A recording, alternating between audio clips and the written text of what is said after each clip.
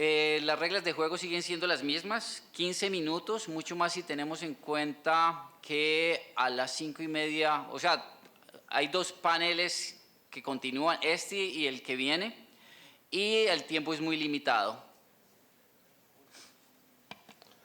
Muy buenas tardes, muchas gracias Pedro por la invitación, a los compañeros de la mesa. Agradezco al Tribunal Electoral por la invitación y quería hacer un agradecimiento especial también a la Fundación Konrad Adenauer. El tema que vamos a tratar, como dice muy bien ahí, sobre la nueva influencia de la religión en la política latinoamericana, el protagonismo de los evangélicos en los últimos procesos electorales. Es decir, los nuevos actores, como se ha mencionado. De hecho, para la Iglesia Católica fue un tema muy urgente porque 5 de los 10 países con más católicos del mundo están en este continente, comenzando por Brasil. Pero veamos entonces cómo ha venido el decrecimiento católico en Brasil. Mucho se dice que es el país con más católicos del mundo, sí, pero se olvidan de decir que es el país con más evangélicos del continente también. La pregunta, ustedes dirán, bueno, ¿y qué tiene que ver este cambio religioso con la política?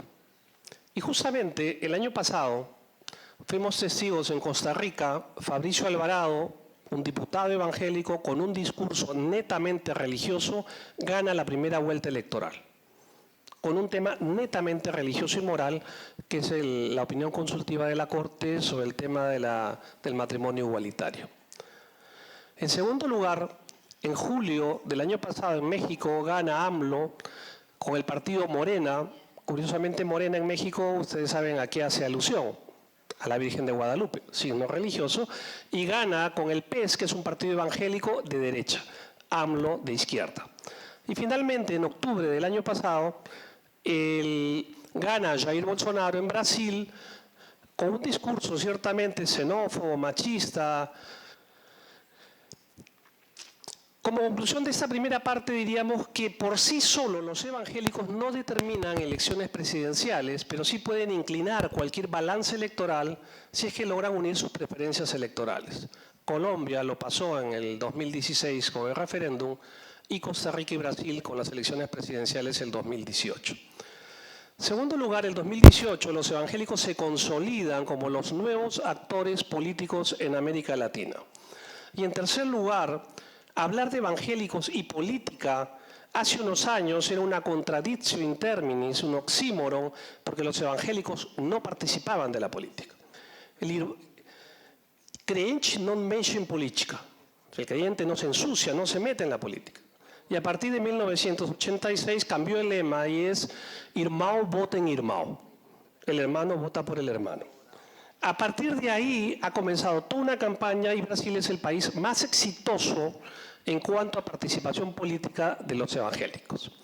Entonces, frente a esta nueva realidad político-electoral, y hay que decirlo, creo que mis colegas sociólogos y politólogos, este fenómeno de la subida de Bolsonaro y el ingreso, que ellos no lo vieron, los cogió ciertamente desprovisto de categorías. Entonces, no había categorías modernas para analizar este fenómeno. Y a nivel de investigación comparada, tuvimos que, y aquí como decía Pedro, ¿qué hacemos? ¿Cualitativas o cuantitativas? Y usamos las dos. Tuvimos que crear nuevas categorías de análisis. Las clásicas categorías sociológicas o politológicas no eran suficientes para analizar la nueva realidad. Y como compartía con mi compañera de mesa, Eugenia, todavía hay falta el factor fundamental, en mi opinión, que son categorías teológicas, que todavía no se llegan a comprender. Y ahí tuvimos que crear y acuñar nuevos términos como político evangélico o evangélico político, voto confesional o voto denominacional, voto confesional o voto valorativo, frente, partido, facción evangélica, modelos subregionales, en fin, todo esto que está en este libro, que en un mes sacamos la segunda edición, actualizada, en menos de un año se ha presentado en 10 países, está traducido al inglés y lo bueno es que la nueva edición ya viene con todo el fenómeno Bolsonaro, con bibliografía de este año, porque lo interesante es que se sacó antes de que ganara Bolsonaro. Y la elección de Bolsonaro justamente fue la comprobación de lo que estábamos analizando, se venía a dar y se dio. Y en segundo lugar, se construyó data electoral de cada país, cuantitativa.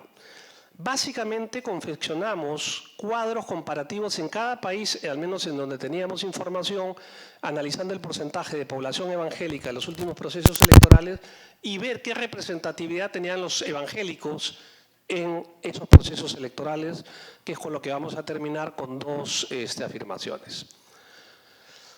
Como les dije, en los años 70 comenzó el crecimiento poblacional, numérico, estadístico, pero en los años 80 es donde entran a la política. Y se formaron en todos los países del continente partidos o movimientos políticos evangélicos con dos características. Primero, todas fracasaron. Segundo, todos desaparecieron. Pero hay que plantear ahí un factor sociológico, político, pero también un factor teológico. Y una categoría que la primera que nos preguntábamos era ¿quiénes son estos evangélicos que están entrando en la política? Y acuñamos y nos hicimos en verdad esta pregunta. ¿Los evangélicos latinoamericanos que participan actualmente en política, en verdad, son líderes políticos o siguen siendo y sintiéndose líderes religiosos? Es decir, su motivación última es política o religiosa. ¿Son políticos evangélicos o evangélicos políticos? ¿Y qué entendíamos por esto? Políticos evangélicos, políticos evangélicos son evangélicos que militan en partidos políticos institucionales, igual que hay políticos católicos, políticos de izquierda, políticos de derecha, es decir, es lo normal. Son ciudadanos de inspiración cristiana que militan en partidos políticos instituidos y buscan el bien común, pero como ciudadanos. Mientras que los evangélicos políticos los definimos como líderes religiosos, advenedizos en política que buscan rentabilizar su capital religioso en capital político, pero sin haber pasado por una experiencia de ciudadanía o de gestión pública. Terminan siendo ellos operadores de grupos de interés religiosos más que políticos en busca del bien común, ya que actúan como creyentes y no como ciudadanos. Si la gran distinción es, ¿participan como ciudadanos o participan como creyentes? ¿Buscan ser operadores de su grupo de interés o buscan el bien común? Y esas dos variables son las que nosotros planteamos como diferenciadores. Dentro de los evangélicos hay 4 movimientos históricos grandes, porque no podemos generalizar. Pero los últimos, los neopentecostales, que nacen a finales del siglo XX, son los actuales operadores políticos del resto de evangélicos. Por eso es que hay que centrarse no tanto en el protestantismo histórico, no tanto en el movimiento evangelical, no tanto en el movimiento pentecostal, sino en el neopentecostal que está liderando esta incursión. Este movimiento neopentecostal tiene 3 características teológicas y repito, creo que nos faltan los análisis teológicos para entender bien de qué se está tratando en este momento.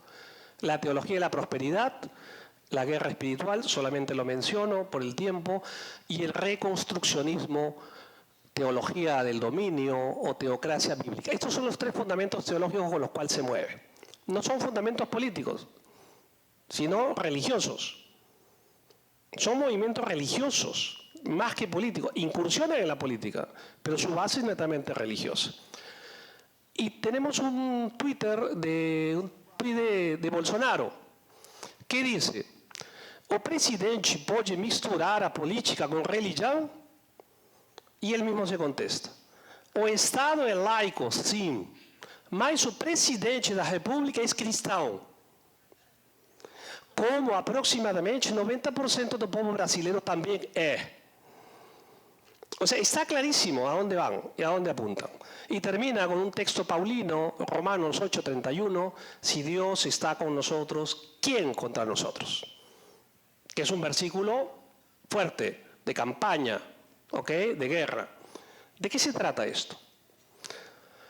Curiosamente, los evangélicos nunca le reconocieron a los católicos ser cristianos.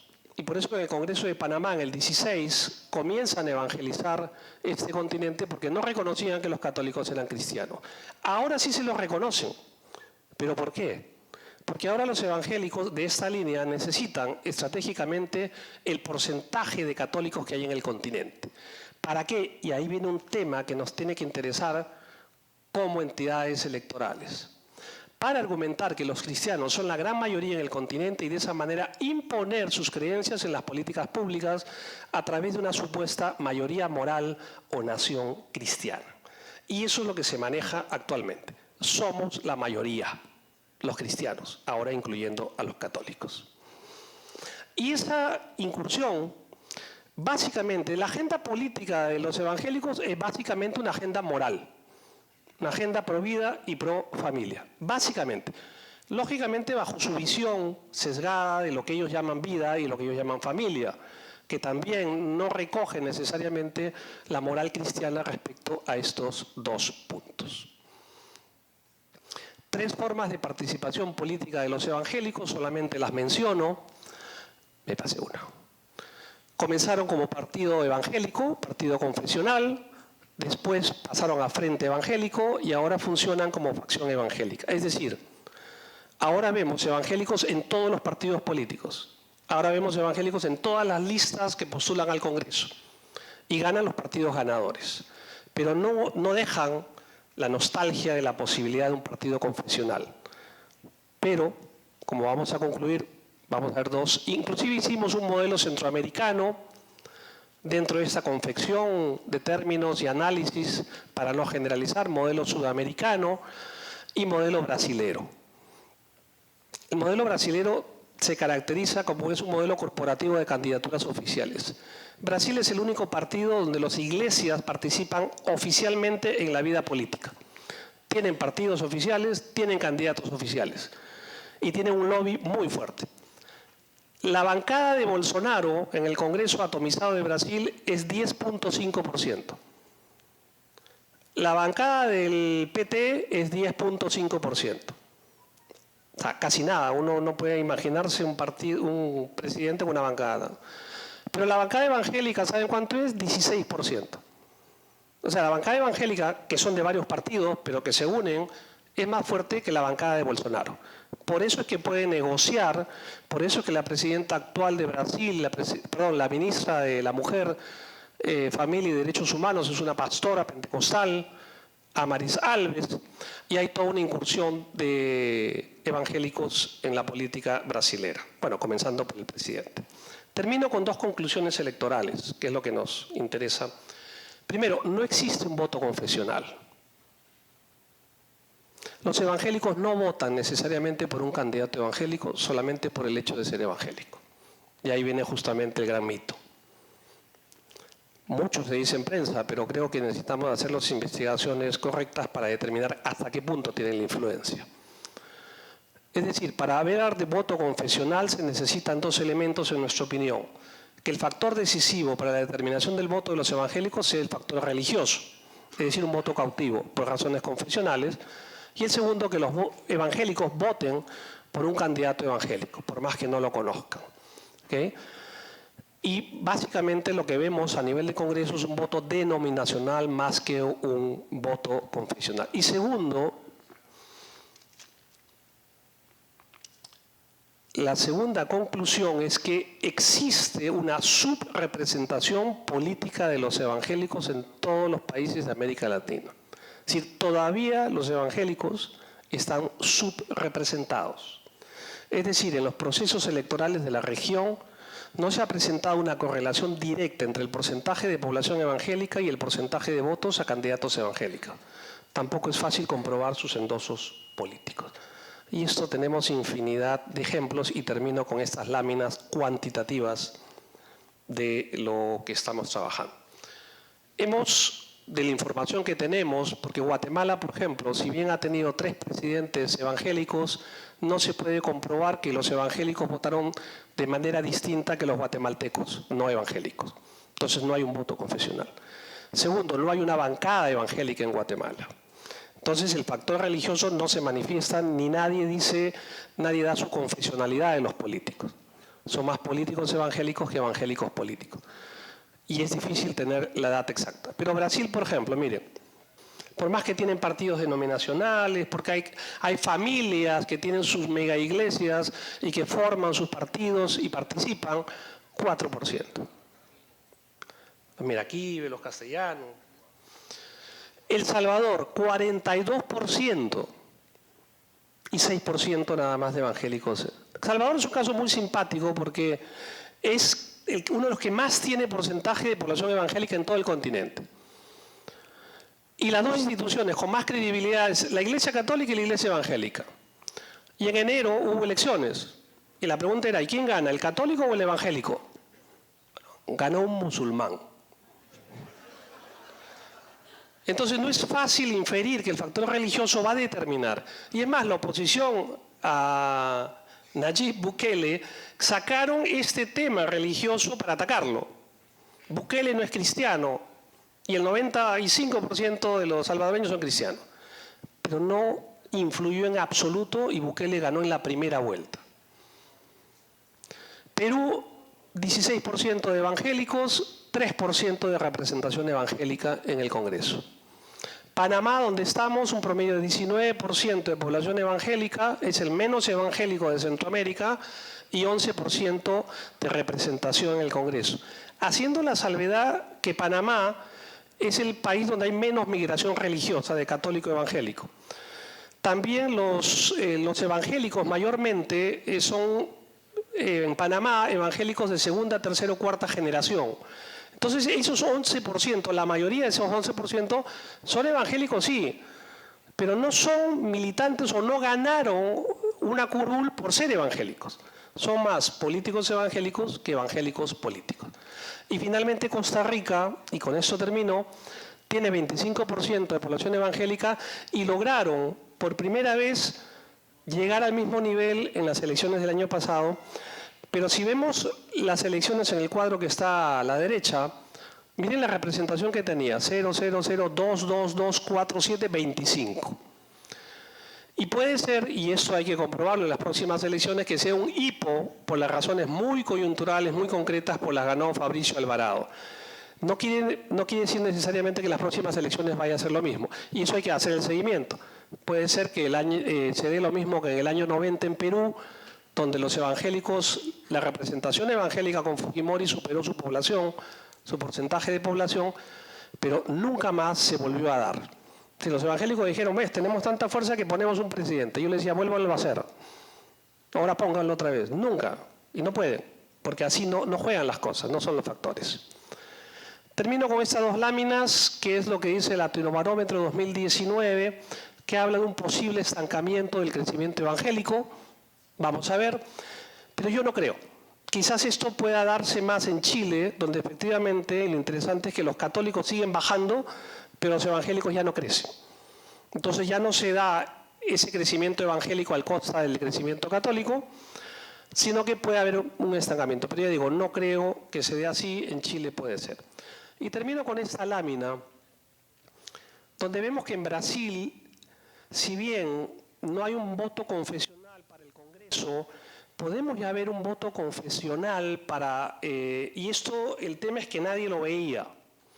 Pero ya Garotinho, en el 2002, consigue el 18% cuando postula las elecciones y queda en tercer lugar. Y los evangélicos eran 15%. En 2006 nadie se presenta porque hubo un escándalo del mensalao en Brasil, que esos diputados, pastores, se mimetizaron con los políticos tradicionales y entraron en corrupción. Y era aleluya, aleluya, y cada uno con la suya, ¿no es cierto? Entonces, entre una corrupción bárbara de esos congresistas y el 2006 no presentaron nada.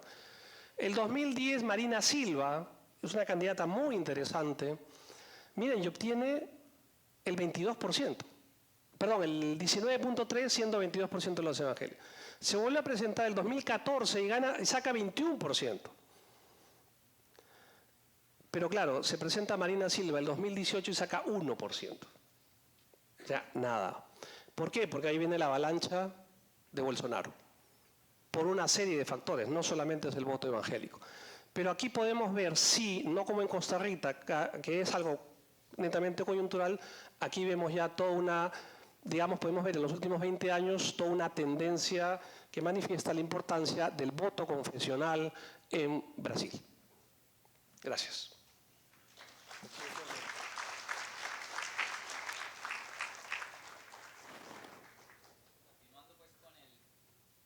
Continuando con el panel, Le doy la palabra a Sead Alihodzic, oficial del programa Senior IDEA Internacional.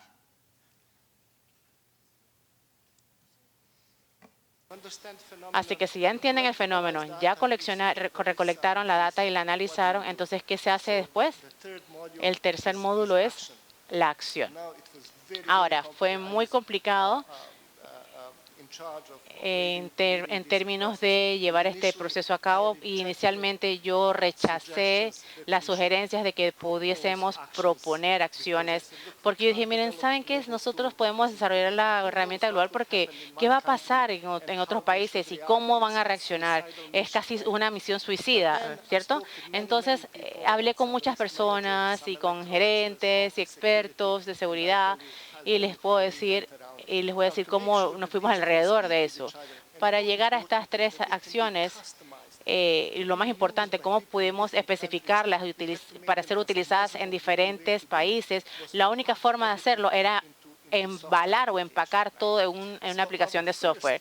Así que en el primer módulo desarrollamos una guía de herramientas y esto podemos decir que son los riesgos o los recursos de conocimientos que hay, que son básicos, y también hay riesgos relacionados con el contexto de cada elección, porque las elecciones no se llevan a cabo en un solo lugar, así que el contexto en muchas ocasiones puede representar o puede traer muchos riesgos electrónicos. Por supuesto, los tenemos en español, los tenemos traducidos en inglés en nuestra página, pero lo que es más importante es que el software tiene estas guías como una biblioteca digital.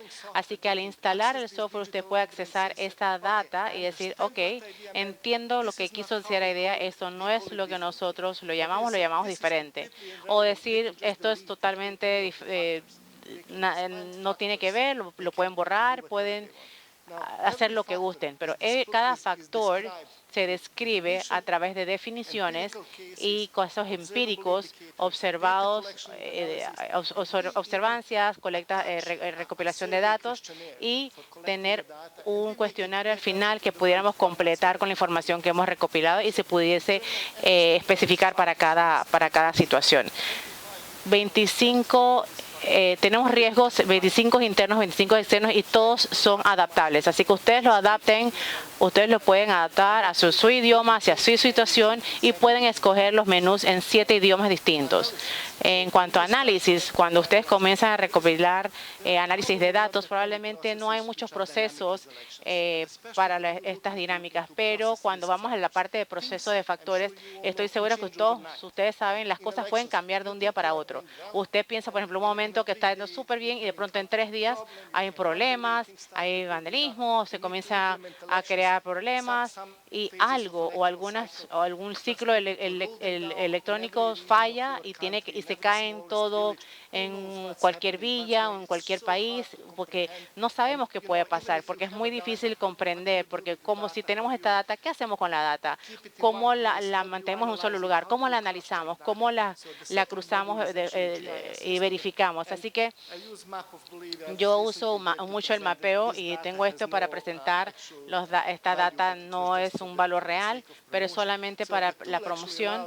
La herramienta permite ver diferentes regiones en diferentes factores de riesgo y tiene un código de colores donde muestra el riesgo más alto para prevenir o para hacer prevenciones y mitigar riesgos para poder entonces obtener data numérica, por ejemplo, el número de quejas que usted recibe de forma semanal o mensual, cuán bien están yendo las elecciones en diferentes áreas. Usted puede poner números o simplemente quiere mapear incidentes o si hay rivales en cada área. Lo que es bueno de este mapa es que usted puede presentar o puede dar mucha data en una sola pantalla, porque para escribir esto, un reporte, usted necesitaría páginas y páginas de tablas, de información, de cuadros, solamente para poder llegar a describir lo que usted está viendo en una sola imagen. Le tomaría mucho tiempo y espacio. Ahora, esto les dice cuál es la situación exactamente, pero desafortunadamente no les dice si este factor es reversible o si se fue a una semana o si fue hace 2 semanas. Ese es el problema con el mapa. Pero usted puede ver que hay una parte abajo que dice cuadro y si usted cambia la pantalla, aquí puede ver los datos y cómo se ha manejado o comportado en el tiempo. Por ejemplo, aquí ustedes ven que un factor de riesgo está incrementando y la pregunta es, ¿qué se hace? Entonces, llega la parte difícil, que es preguntarse, ¿cómo le decimos a alguien hipotéticamente qué es lo que debe hacer si usted no sabe qué es lo que puede pasar en un país o que no puede hablar de ello? Y aquí así es el modelo de prevención. Ahora, nosotros también hemos desarrollado otra guía y cuando hemos hecho esta guía hay 3 partes interesadas, de los cuales han demostrado el interés de evitar los riesgos. Uno es la parte de gestión electoral, la parte de seguridad de las agencias y las infraestructuras para paz. Hemos tenido varias discusiones sobre esto y hemos decidido incorporar este concepto. Hemos visto diferentes fases, hay varios ciclos electorales y vemos cuán diferentes los interesados en los diferentes países han contribuido para llegar o para manejar estos problemas específicos. Y todos en base a investigaciones y nosotros hemos tomado el tiempo de de comparar acciones compilativas y señalar específicamente cuáles son las áreas que son problemáticas y decir, ok, pero esta es la parte que nos inspira, esta es la parte que no nos ayuda y repensar nuevamente los puntos de acción que se registran por los practicantes o a través de las investigaciones o de los académicos. Ellos mantienen la información y saben cómo catalogarla y saben decir en qué prácticas en el país se pueden tomar en el norte y se pueden replicar en el sur. Así que es siempre un poco peligroso pensar que una sola práctica se va a mantener de comunidad en comunidad. En verdad hay que tener la visión en los diferentes lugares. Nuevamente, es una herramienta de aprendizaje. Yo he estado en varias elecciones y lo que pasó hace 2 años o 4 años, ¿quién se acuerda? Nadie se recuerda. Pero aquí podemos entrar, accesar y directamente y nos va a suministrar la información. Así que usted comienza a incrementar su conocimiento en base a la información que se suministra. Esta es la última filmina. En los últimos 7 años hemos compartido esta licencia de software con más de 100 organizaciones. Pueden aplicar, usualmente los aprobamos. Hay organizaciones, la academia, hay algunos asociados en la región que fueron un poco más allá de la implementación de la herramienta. Por ejemplo, en África, durante algunos años, hemos trabajado con el sistema africano. Ellos han traído diferentes países para que se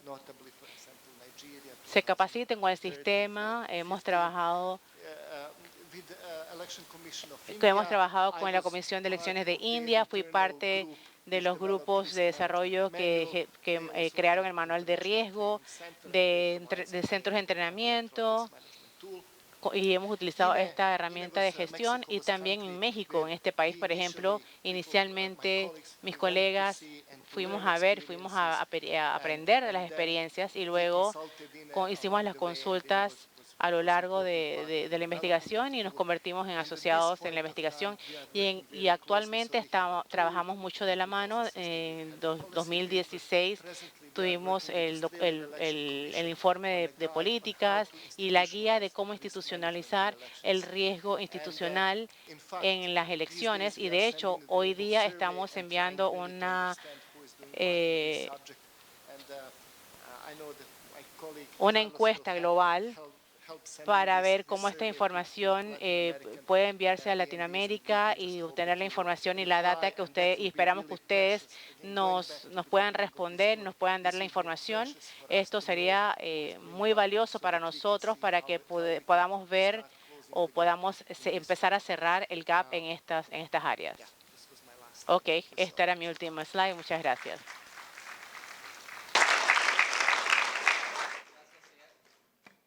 Gracias, Ed. Y por último tenemos como expositora a Eugenia Pisa López, investigadora que es líder del clúster de género del PNUD para América Latina y el Caribe. Gracias. Qué gusto tenerte.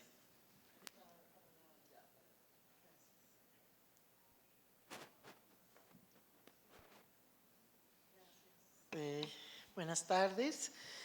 Muchísimas gracias al Tribunal Electoral, a IDEA, al PNUD y a la Asociación Konrad Adenauer por invitarnos a hacer esta presentación el día de hoy.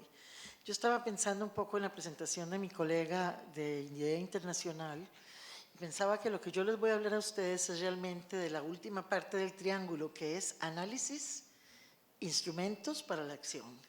La preocupación primordial del PNUD, como muchos de ustedes saben, es en el tema de la democracia y el apoyo al proceso y al ciclo electoral, es principalmente el apoyo a crear sociedades justas, representativas, diversas, donde la democracia florezca. Bueno, digamos, el ideal. Entonces, quiero presentarles, les voy a hablar un poco de nuestro instrumento Atenea. Atenea es un mecanismo para medir el nivel de paridad política y paridad en las instituciones públicas que existe en los países. Es una herramienta que usa indicadores y asimismo fuentes de datos cualitativos y cuantitativos y genera un índice de paridad política. Lo que nos interesa a nosotros es que partimos de dos premisas fundamentales. Primero, en el contexto actual, la presencia de la mujer en las instituciones políticas del Estado y otras es considerablemente menor de lo que debería ser. Por lo tanto, el esfuerzo de encontrar la paridad es un esfuerzo fundamental dentro de los principios fundadores de lo que son las Naciones Unidas. La representación de las mujeres se considera como un derecho en sí mismo, pero también como un instrumento clave para la profundización de la democracia y la consecución de los objetivos de desarrollo sostenible. Nosotros usamos el concepto de paridad de la CEDAW, y esto es importante porque cuando hablamos de paridad se asume que estamos diciendo que sea la misma cantidad de hombres y mujeres en el Parlamento, por ejemplo. Pero nosotros hablamos de lo que significa la paridad sustantiva, que es la definición de la CEDAW, que es uno de los propulsores determinantes de la democracia, y es avanzar la igualdad en el ejercicio del poder, en la toma de decisiones, en los mecanismos de participación y representación social y política, y en las relaciones familiares y al interior de los diversos tipos de familias, las relaciones sociales, económicas, políticas y culturales, y que constituye una meta para erradicar la exclusión estructural de las mujeres. Leí toda la definición porque me parece muy importante que se entienda que no es lo mismo tener igual número de hombres y mujeres que lograr la paridad en una sociedad. Entonces, el instrumento Atenea es un instrumento que nos permite, de alguna manera, con algunas dificultades a veces, medir los niveles de paridad en las instituciones políticas y estatales.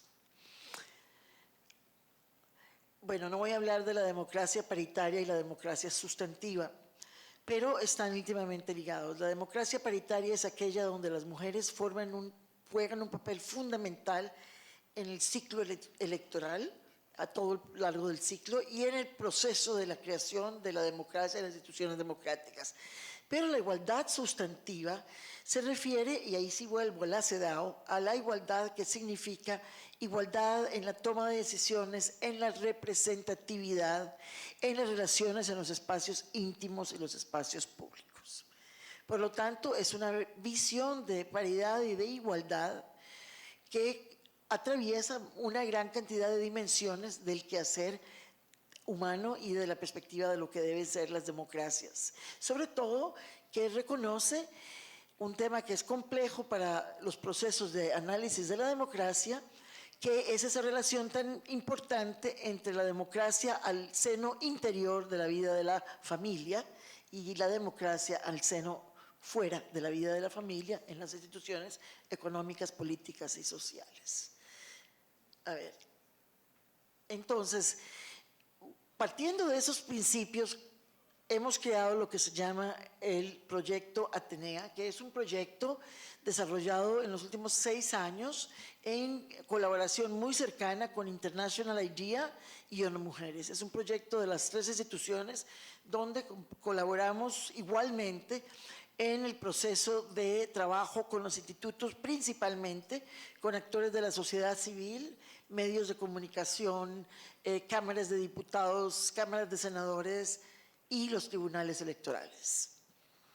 Es un instrumento que nos ayudará a avanzar el análisis del impacto, digamos, de los cambios que hay alrededor de la situación de paridad en los procesos electorales, pero también nos permite entender de una forma más amplia cómo están las distintas dimensiones de la paridad en las instituciones políticas y administrativas de los estados. Como les decía, es un mecanismo. Básicamente hay una definición muy específica para usar el mecanismo de lo que es la paridad. Tiene 4 indicadores estandarizados y 8 dimensiones de lo que se entiende por paridad. El mecanismo de Atenea incluye también otro instrumento que ha sido desarrollado muy largamente por el PNUD, que es el instrumento del diálogo político. Lo llamamos instrumento porque no es simplemente, es un proceso de diálogo político en el cual se procura obtener el desarrollo de consensos políticos para el cambio de política pública. En el contexto donde están discutiendo la posibilidad de una ley de paridad, por ejemplo, es muy importante cómo entra el proyecto Atenea como un instrumento que ayuda a los tribunales electorales y a otros actores a medir la paridad, a ver dónde están los vacíos y a la vez promueve un diálogo político estructurado y facilitado por un mediador para lograr un cambio digamos, en una ley de paridad o en algunas leyes aledañas que podrían ser importantes para las leyes, para obtener la paridad. Entonces, además de eso, se trabaja con campañas de información bastante sustantivas, donde se acompaña, por ejemplo, un análisis sobre la paridad en Argentina o Colombia, un diálogo político con representantes de los partidos políticos, de las instituciones relevantes del Estado, de los medios de comunicación, de los grupos religiosos, y a la misma vez una campaña por social media o medios de comunicación tradicionales como los periódicos, la televisión, etc. La herramienta en particular, lo que es el mecanismo, es un mecanismo para acelerar la participación de las mujeres en la vida política y también una concientización de la importancia de la participación de las mujeres en las instituciones públicas, porque ha habido mucho más avance en el análisis de dónde están las mujeres en las instituciones políticas que la relevancia y el liderazgo de las mujeres en las instituciones públicas, sobre todo cuando hablamos de posiciones no políticas de las instituciones públicas, lo que se llama posiciones de carrera de la administración pública. Entonces, se supone que el concepto de cambio social que subyace a Atenea es que se necesitan una serie de factores y elementos para que podamos lograr un cambio en una ley o en una política pública. Por una parte necesitamos evidencia, por otra parte necesitamos un consenso de las élites políticas que son las que definen cómo se va a cambiar esa política y por otra parte necesitamos el empuje de la sociedad civil para que empuje a sus actores a que tengan estos cambios.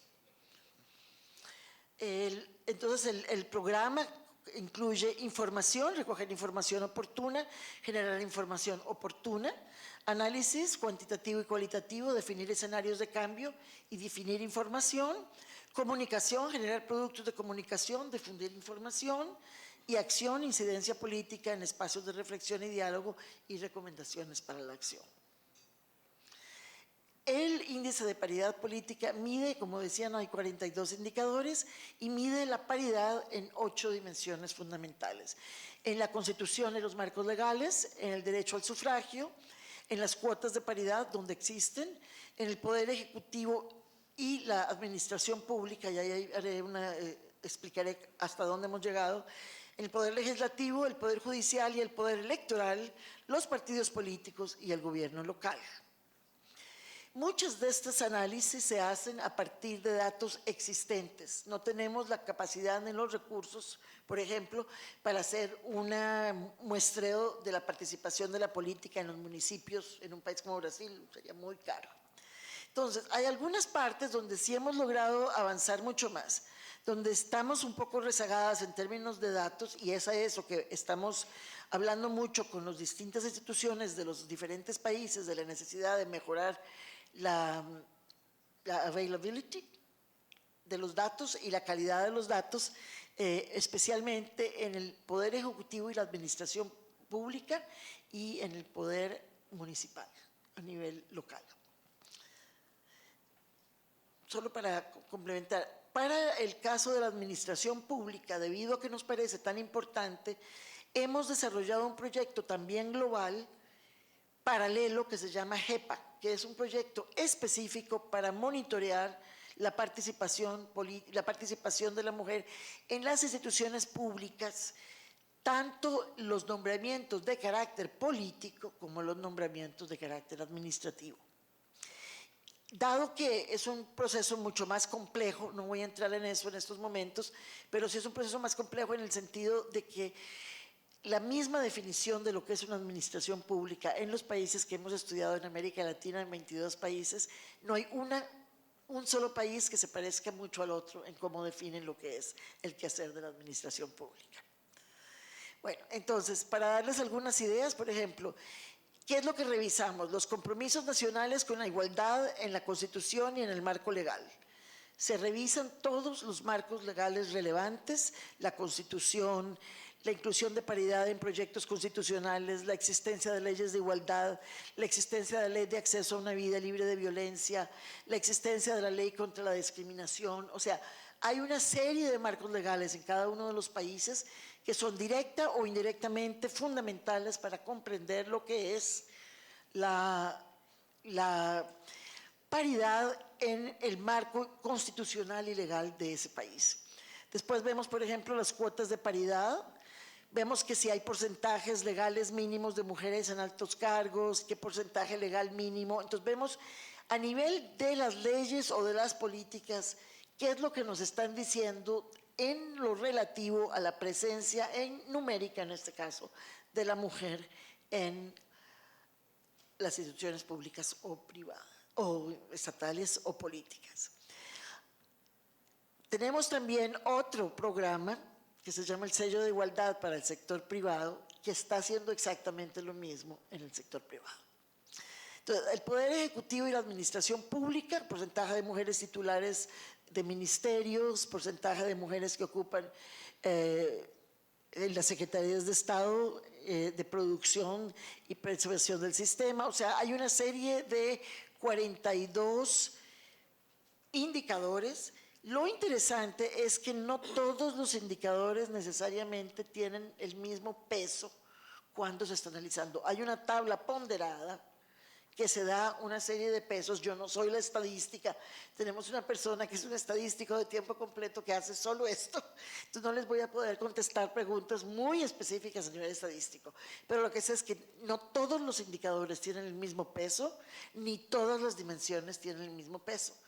¿Por qué? Porque algunas dimensiones y algunos indicadores son mucho más importantes que otros en términos de lograr la paridad política.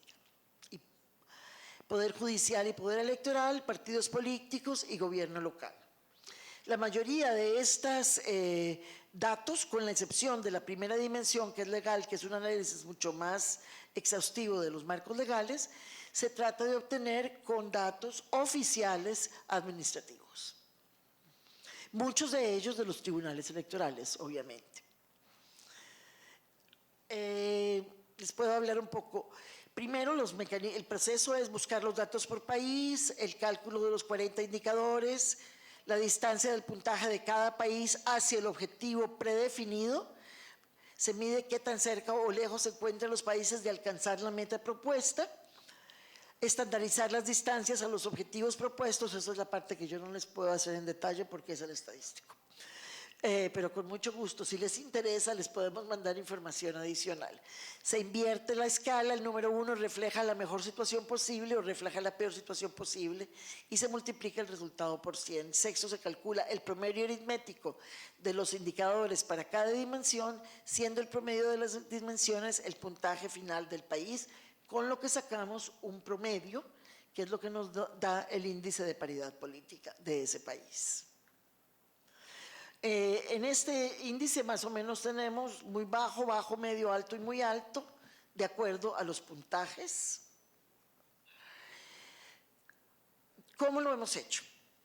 Nosotros tuvimos un diálogo muy interesante en el 2012, fue la primera vez que hablamos de eso, con el Instituto Nacional Electoral de México, que tenía interés en empezar a ver cómo se estaba manejando en más detalle y cómo estaba manejando instituciones como el PNUD los temas de la paridad política, dado que en México desde hace mucho tiempo se ha estado pensando en leyes de paridad, aunque ahora es ahora que ya están realmente implementadas. Entonces, con México hicimos un primer pilotaje de los indicadores, del modelo, de cómo se estaba haciendo el análisis cuantitativo, y se hizo un pilotaje muy extenso entre 2012 y 2014 con principalmente nuestra contraparte del Tribunal Electoral para medir la fiabilidad del instrumento. Porque si el PNUD y Mujeres, Idea Internacional van a llegar a un estado y a decirle queremos que hagamos este proyecto conjuntamente de ahora en adelante, teníamos que llegar con un instrumento muy sólido y probado. Hasta ahora hemos hecho 9 diagnósticos nacionales en Panamá, Honduras, Chile, Uruguay, Argentina. Argentina, voy a poner una coma porque no lo hemos hecho a nivel nacional. Lo hicimos en la provincia de Buenos Aires y lo estamos terminando en la provincia de Córdoba. En México lo hemos hecho 2 veces, el piloto y una segunda vez. Estamos para empezarlo una tercera vez después de la última elección en Perú, Guatemala y Colombia. Y estamos en fase de finalización, los primeros de Brasil, Bolivia, como les decía, a nivel de Córdoba, Argentina, subnacional. Un informe nacional alimentado con información y diagnóstico de Atenea en Uruguay. Algunos de los promedios ponderados de lo que ha salido por país, ahí ustedes podrán ver algunos de los promedios solamente por información. Estos son la base de los diálogos políticos. Uno de los preceptos del diálogo político del PNUD, digamos, de la metodología PNUD para el diálogo político es el uso de datos. Esto lo hemos aprendido a partir de trabajar mucho en diálogo político en contextos de violencia y de guerra, donde la percepción de lo que es mucho más fuerte y mucho más lejos algunas veces de lo que es la realidad. Entonces, el proyecto Atenea trata de obtener datos fiables que puedan permitir a todos los actores ver un retrato de lo que está pasando en lugar de utilizar supuestos de lo que creen que está pasando. Una cosa que hemos aprendido, por ejemplo, muy interesante, es que nosotros pensamos que las leyes de paridad no iban a ser tan complicadas, ni iba a haber tanta resistencia. Pues estamos hablando nosotros del nuevo pentecostalismo. En la realidad actual de hoy, en los países que estamos por hoy, que son Guatemala, Brasil, estamos terminando, Colombia, estamos aprendiendo mucho de las complejidades de un diálogo político donde hay una representación fuerte de grupos sociales cuya narrativa es esencialmente, podemos tener una discusión más adelante, contra la igualdad de género, en su esencia, que yo creo que es lo hablaremos después, un elemento constitutivo de la narrativa evangélica.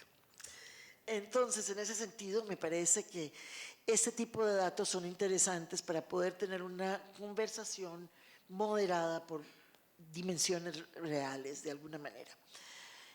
Además de tener este tipo de, como para educar al público de lo que es la paridad, nosotros hacemos una webinar mensual con una variedad de temas. Tenemos un promedio de 3 a 5 mil personas que participan cada mes en este tipo de eventos. Tenemos noches de prensa, site, etcétera, etcétera. ¿Cuál ha sido alguno de los resultados? Esto fue hasta 2018 que teníamos los resultados. En muchos de los países el proyecto ha contribuido, y no vamos a decir que ha sido definitorio, pero ha contribuido mucho a mejorar el diálogo y a generar un medio más atrayente para generar políticas. Estoy siendo muy cuidadosa porque no quiero hacer una cosa directamente causal, pero creo que en muchos de los países donde se ha logrado, ya sea promover la paridad o mantener la paridad, ha sido mucho parte de este proceso político y este esfuerzo que se ha logrado entre una variedad de actores. Muchas gracias.